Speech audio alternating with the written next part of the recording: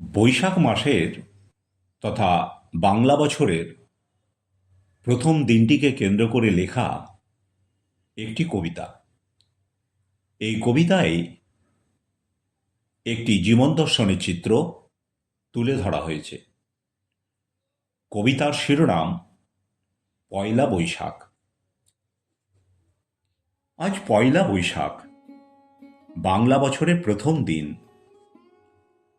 সর্বত্র নতুন উদ্যম আর সাজো সাজো রব। স্কুল, কলেজ, সরকারি অফিস সবই বন্ধ।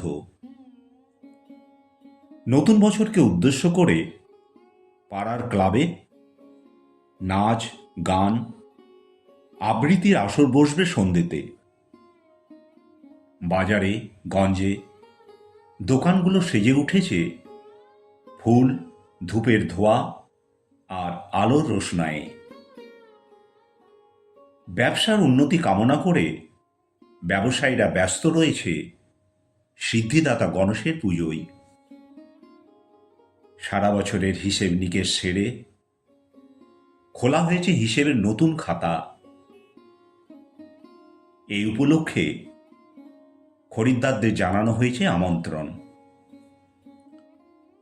মা বাবা হারা 8 বছরের ছোট্ট বেনু জানত না আজ পয়লা বৈশাখ। পরে একথা জানতে পেরেছে সে অন্যের মুখে।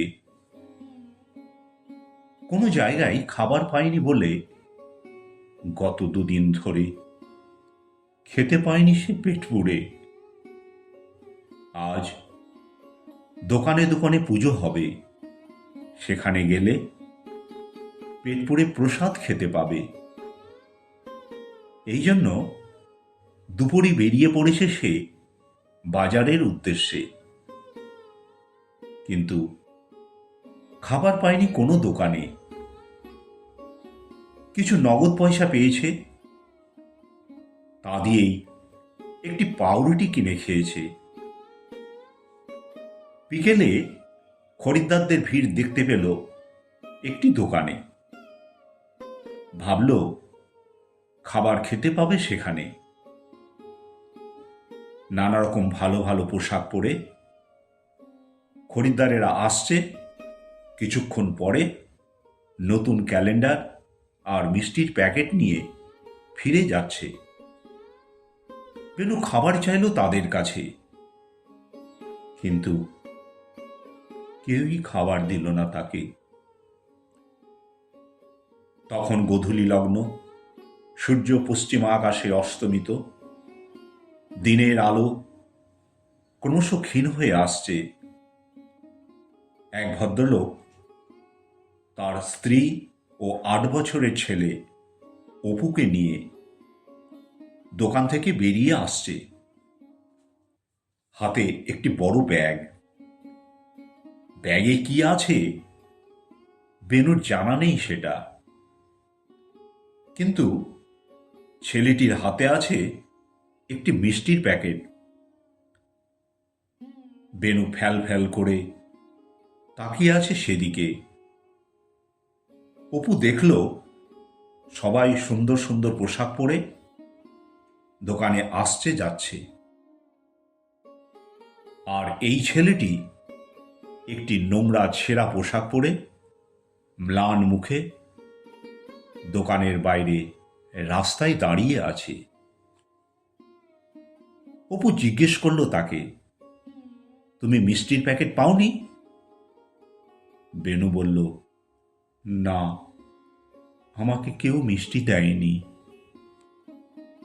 অপুর মায়া হলো, তার প্যাকেটটা বেনুর হাতে তুলে দিল। মিষ্টির প্যাকেট পেয়ে বেনুর চোখে মুখে খুশির ঝলক। আজ পেট পুড়ে মিষ্টি খেতে পাবে সে।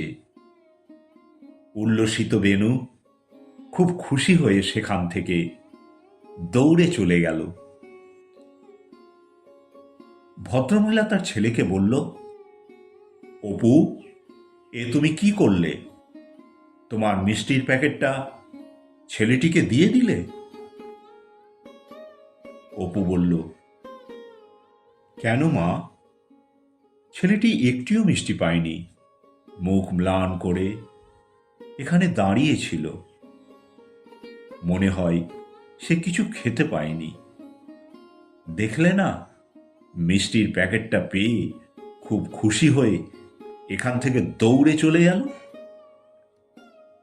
আর আমরা তো অনেকগুলো মিষ্টির প্যাকেট পেয়েছি, সেই জন্য একটি প্যাকেট ওকে দিয়ে দিয়েছি।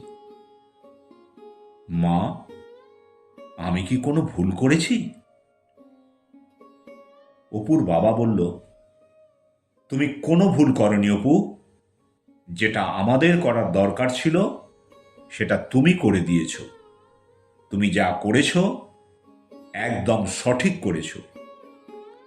ছেলে হিসেবে তুমি আমাদের গর্ব। কলমে ও কণ্ঠে রবীন্দ্রনাথ সরকার।